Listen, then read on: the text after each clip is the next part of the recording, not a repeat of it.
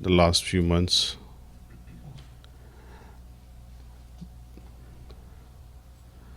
Actually, the first interesting thing that we started in India was in a university called Maliba in a place near Surat. The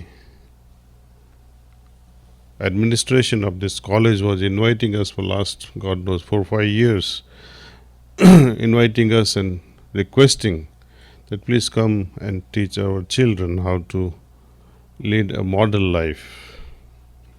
But somehow we could not implement. It took us almost 2+ years before we say, okay, let's get going. So we started some very loose program over the period of course, having a running for at least 10 weeks or 12 weeks, I think. And each week we take up one subject, starting with religion. The next week we would take up some spiritual system, philosophical aspects of various systems would be discussed. At the same time, parallelly rather, you would request them to pay more attention to their individual practice at home. Whatever they have been doing, whatever their family has taught that child, we say, okay, please do this for 1 week. Then second week, we request them, okay, now you ask your neighbors or your friends or your family, see if they can show you another method, another way of doing something, whatever it be, and do it very diligently and write your own experiences. Then we propose them that there are so many spiritual systems in India. We give them few names, tell them, okay, you pick up any system you like and you meditate as per their methodology. So this would keep them busy for a few weeks, and they would narrate their own experiences in their diaries. Then just 3-4 weeks before the end of the program, we would bring in Sahajmarg perspective. We teach them the method, and we let them meditate as per our method without any introduction, without those 3-4 sittings that we give.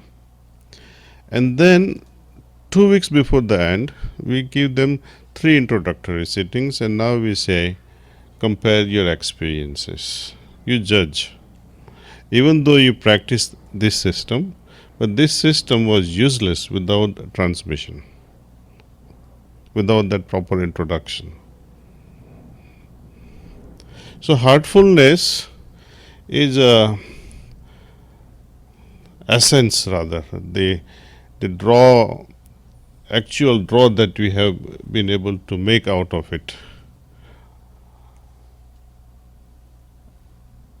We have been running this program of heartfulness in so many countries now, but something profound has emerged during all these discussions, and now we are ready to systematically apply this approach to all U-Connect program, meaning the programs only for students in university setup.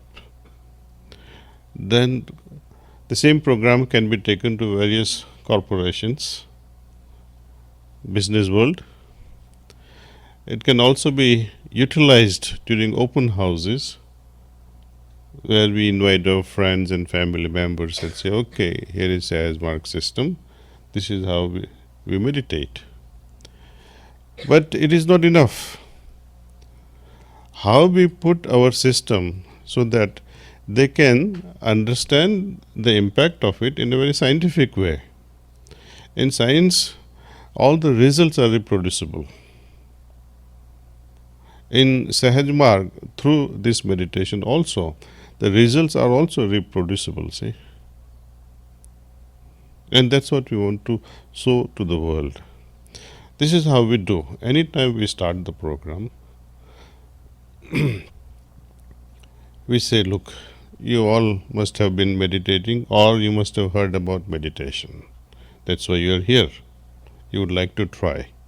So I will not bore you with theoretical aspect of what meditation can do or cannot do.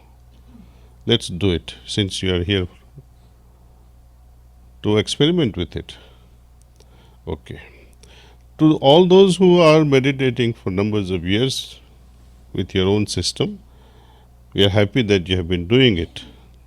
So now you have the experience of already existing system with you. Those who are not meditating or never have meditated in their life, they have not adopted any spiritual system, we like to give you this method. To those who have also practiced, we give them the method. So both become eligible for this method, meditating on the presence of the divine light or the source of light in our heart. Okay, so all will be meditating for 10 minutes or 15 minutes, and you say that's all. Let them write their experience. Now you tell them, okay, let's begin. The next step is relaxation. You walk them through so they are properly relaxed before starting the meditation, because prerequisite to meditation is you must calm your system. You must relax before you focus. So relaxation helps to focus. It is not the goal of meditation, but to plunge into meditation, you need some sort of calmness and a relaxed state of mind. Okay. Now, after they have relaxed, you say that's all, and you ask a question: are you all ready for meditation? That you did before, but now you will be doing this meditation with the help of pranahuti or with the help of transmission. And you give them the first sitting. Whatever you do in the first sitting, you do in that sitting. That means, as a preceptor, you clean them and clean them and clean them in the first sitting. They know what to do. Once they they like the system, you ask them, write your experience. Now you tell them, compare it with your own notes that you have written earlier. That's all. You ask them, if you like to continue with this, we'll meditate again tomorrow, designated time. If they cannot come at that time, you ask them what time would be more convenient, suitable to you. If you cannot come, we'll give you sitting wherever you are. We can give a long distance sitting. That will be second sitting, and third sitting and fourth sitting as needed we can conduct. During all these programs, we should ideally collect everyone's email addresses so that we can communicate properly. See? Those days when we had the luxury of one-to-one association with preceptor, I think soon it will become more and more difficult. I think it's not that it will be impossible, but it will become more and more difficult. Imagine when 300 students start meditation, how can you talk one-to-one and explain to them, everyone one by one, that this is how you meditate, this is how you do cleaning, this is how you do your prayer, this is how you have constant remembrance. But all these features that we have, we should not overwhelm them all of a sudden. Take it easy. They have just started walking. Let them settle down with this practice of meditation. In few days or a week's time, or immediately, if you see the person is ready for embracing cleaning also, you tell them how to do this cleaning. But if they are not ready for it, you tell them next week, we will show you the ways how to deepen your experience of meditation. And this can happen through cleaning. So now you are slowly introducing the aspect of cleaning. Then you communicate to them again that you so far so good. Let us know how you are feeling. If you like to further deepen your experiences with meditation, offer them prayer. Then, or simultaneously, one or two maxims you can say, you know, in gist of it, just in your own words, that this will help you. Like when you partake your meals, think of divinity, remain absorbed, and then partake your meals. This helps a lot. See, those who are ready for this prayerful suggestion that everything around me are absorbed in godly remembrance. This will also help some newcomers. It will deepen their experiences in meditation. See. Then introduce this aspect of individual sittings, group sittings. If ever we find that it is going to break them, tell them, take it at your pace. We don't have to start running from day one, see. And never, never ask a question, why are you not coming? Or some negative questions like this, you see. Heartfulness is something, if I may say something on this heartfulness more, it's all about heart. You cannot push anyone. You yourself have to be so flexible with the whole thing. We have to work around them. Like when a child is not ready to take the morning breakfast, what do? We send them hungry to the school? No. We make sure somehow we make it happen. When a person has come in front of us, it has a reason. That person wants something from us.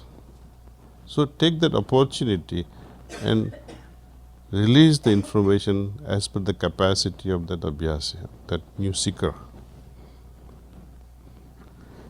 Give them first sitting, take the appointment for second. If there is resistance, oh, second sitting, I cannot come, fine. Everyone has their own circumstances. That person is new. He may not be knowing about the second sitting, and he has not prepared his schedule also, that I'll have to take second sitting, third sitting, fourth sitting, who knows how many sittings. So preceptors should welcome such guys and say, oh no, since you cannot come for second sitting, I will not start you. No, it should not become like that. Don't be tough on them. See, Sahaj Mark system is the most beautiful and the sweetest system that exists today. In fact, at times I am even tempted to challenge all the spiritual systems in the world. See, those who have been practicing for so many years, you just do this meditation for 10 minutes and see for yourself. I feel like inviting them, see, not like a playground game, but actual comparative experiment, see. And we know that transmission can do so many things. With heartfulness, there should be joy in it, see. Preceptors must reflect that joy when that person has come. Where is your heart in this heartfulness? Many a times we have seen, this. I often give this example of medicine, sugar-coated medicine. Why do they sugar-coat it? Because they are so bitter. The taste, even after you drink a glassful or 2 glassful of water and have 2 spoons of sugar, still that bitter taste lingers on if there was no this sugar coating on the tablet. It is to mask the bitterness. Unfortunately, with our people, sometimes, I'm sorry to say, we bitter coat the sweet transmission. With our behavior, the way we speak to them, or we don't speak, we avoid them somehow. See, how to, oh, this guy, oh, I'd like to avoid him. See, why?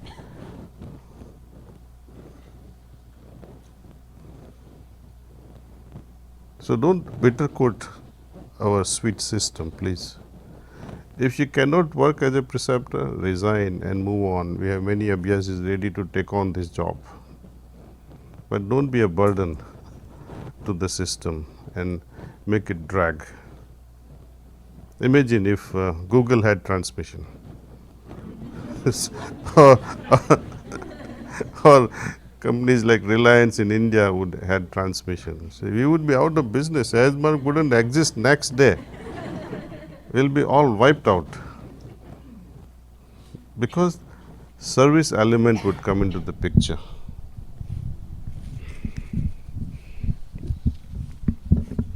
So we must reflect heart in heartfulness through the cheerful approach. See, through joy. When a person comes, how joyful he becomes. See, after 2 years, when your son returns home, you don't say, "What the hell? He's back home again." You don't do that, do you?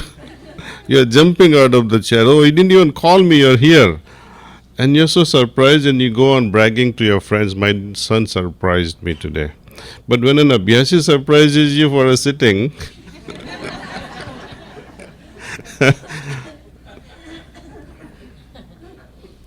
oh no, you should have called me. I would have, Okay.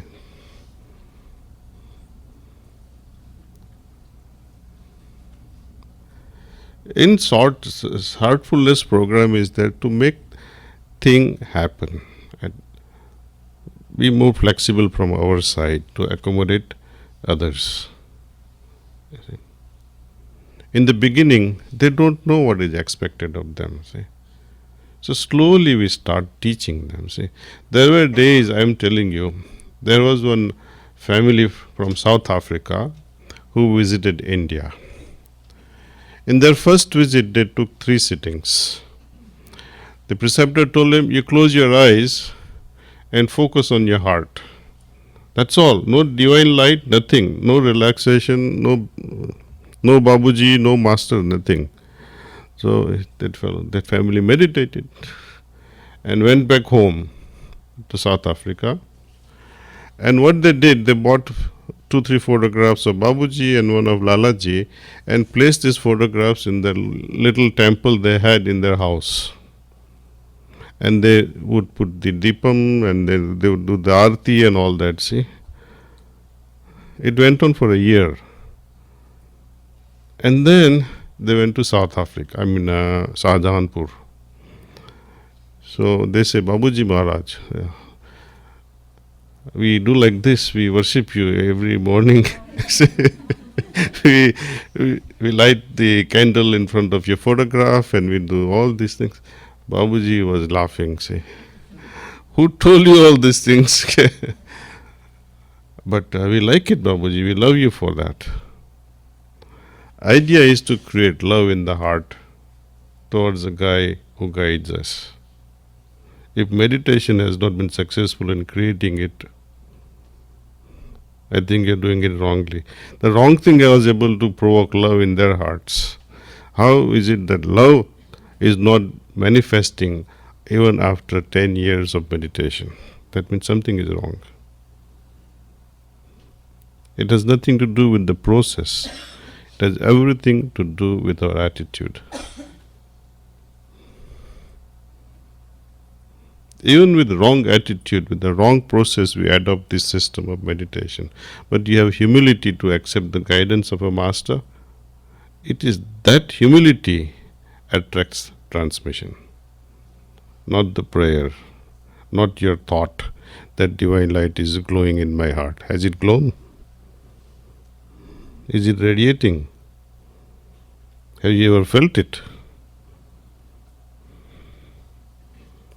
So, really, truly, what works is this the vacuum, the inner cry from the heart within that, my Lord, I like to feel your presence. Now, when we say, oh my Lord, whom are we addressing this to? We don't know. Certainly not the masters that we have, but they respond on behalf of the Lord and transmit.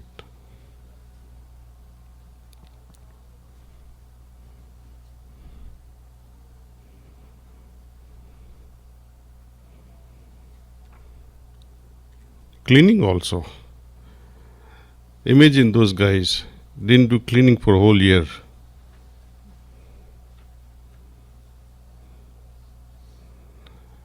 And when they left Shahjahanpur for the first time, 2 of the family members were made preceptors.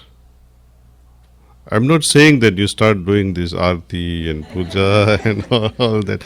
I'm only trying to say, take the essence part of it. See. That craze for God realization, that yes, this thing can make it happen. I give another very profound example, actually, even better than this one. In 2008, I received a message from our medium via brother who is translating the messages. So he approached me, Kamlesh, there is a message from your family member. I said, what is the name? So he gives some name. I say, I don't know anyone with this name, in my family.